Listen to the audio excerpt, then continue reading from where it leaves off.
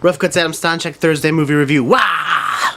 This week, I wanted to talk about the concept, the idea, the thing that people are doing of doing a fan edit of a movie. I thought of this because I was reading an article on Cracked last week that was talking about like the whatever best things that people have done that's better than the original. And the instance they're talking about is the Star Wars New Hope Revisited. And I don't know the guy's name, something with an A.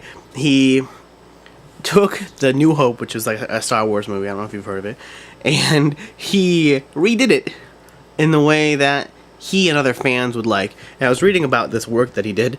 It started out just like him being bored and doing like color corrections on the video, and he likes to edit stuff. And then as he was fixing it, he just started fixing more and more stuff. And then he didn't stop fixing it. He just kept on fixing Star Wars. And he ended up doing some things that were like, so some of the things he fixed was like a blaster would shoot and wouldn't hit a guy, and then the guy would fall over or something, or like I know that there was like a scene where the blaster bolt didn't come from the tip of the gun, it came from the sight.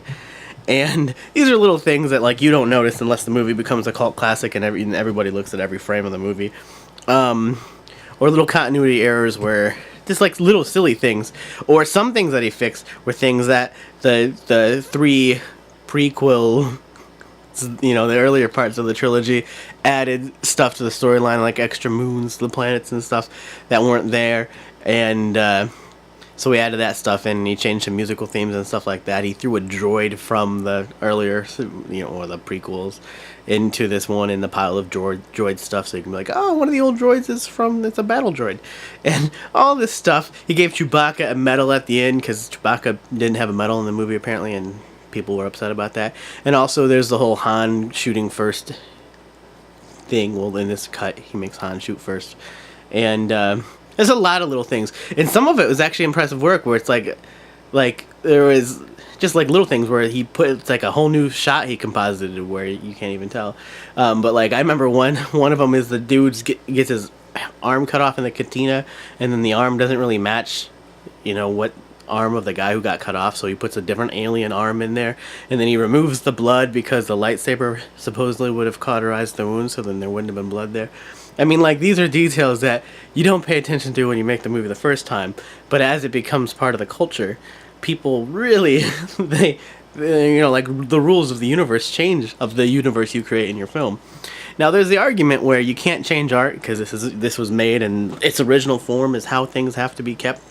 And I was actually listening on the radio. I knew I was going to talk about this idea today when I was driving to work, but I was listening to the radio on the way to work, and they were talking about that same idea of remastering old work and brightening up colors or putting stuff in digital, and how if you can change the colors and change the mood, you're actually taking away from the creative input of the directors and creators of the original work, and you're changing art, and it's like taking a paintbrush to a Picasso.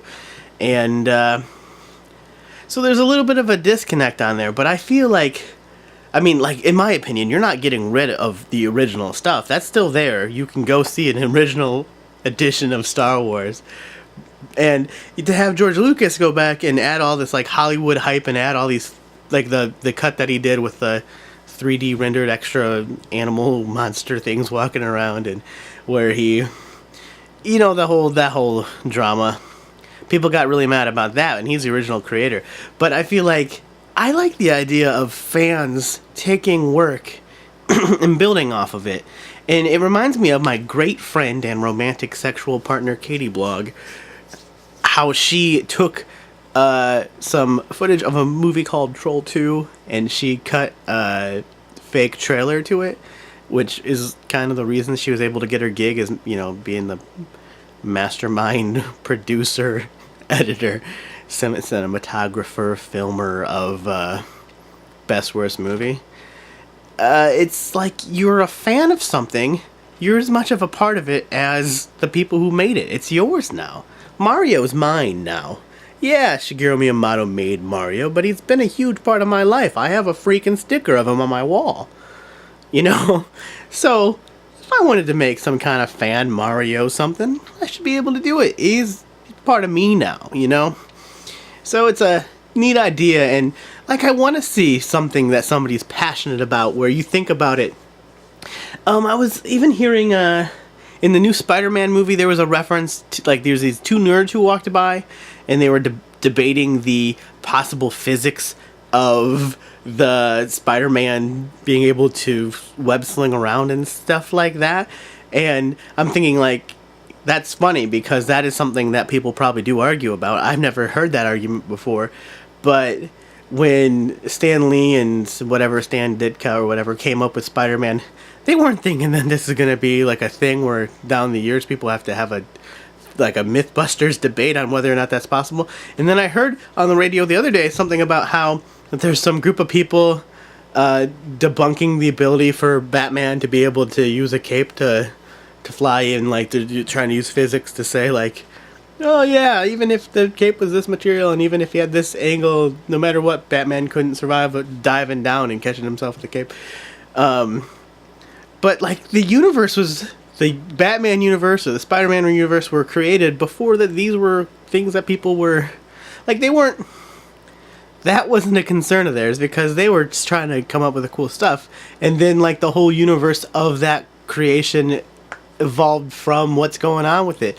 So it's just, so yeah, maybe in modern times you have to make up some new rules to how Batman's cape's able to work, because now we understand the world in a different way, or now it's in front of a bigger audience.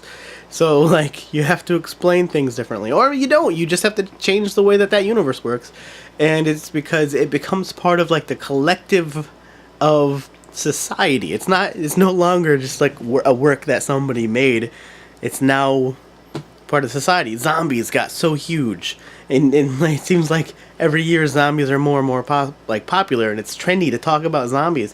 And I remember a couple years ago having conversations with my friends about zombie survival and where we'd go and what we'd do. And even more recently, some of these conversations get to the point where we're like having a debate where one of my friends is like, well, no, you couldn't, grenades, you're going to make explosives for killing a zombie? How's that going to affect him? Because the concussive blast is not going to have any effect on the zombie. They have coagulated blood, and the concussion of the grenade is what does the damage. It's not like the force of it. It's like the concussive impact on your organs. And I just stopped and I thought, like, wow, we're talking about a fake thing. Like, in my opinion, there's zombies, and then there's like magical zombies, and you can either think of like medical, infected, sick, but most zombies are like magical, come from the ground, dig up, their brain's been possessed by the devil or some magical fairy tale zombie, and to then try to have to put logic to it. But you have to, because zombies, like any other story or character, are part of the culture, part of the collective society now.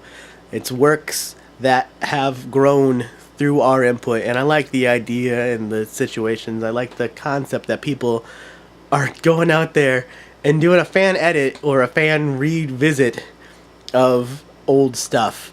I mean, like this guy didn't even go out with a camera and film anything more for the Star Wars thing. He just took what was there and then touched it up, and that's really cool to me. And I think, like, wow, you have limits on that, because you can't make a new scene, or you can't change a lot of stuff. You can't have an actor go back out and do stuff.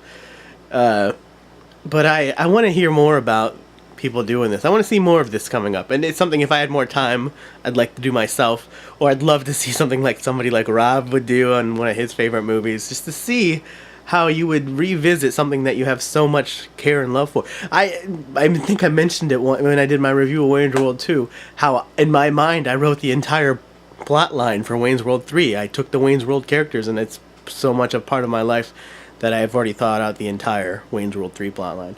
So, review was talking about that Star Wars revisited, but it really was talking about like how, you know, movies are a part of the culture now, and how we own it, and we can do whatever we want with it, in my opinion. And I like to see people, you know, tackle something like that. And, you know, I like to see the creative minds working with stuff like that. So that's my review for this week, and I will see you guys hopefully next week.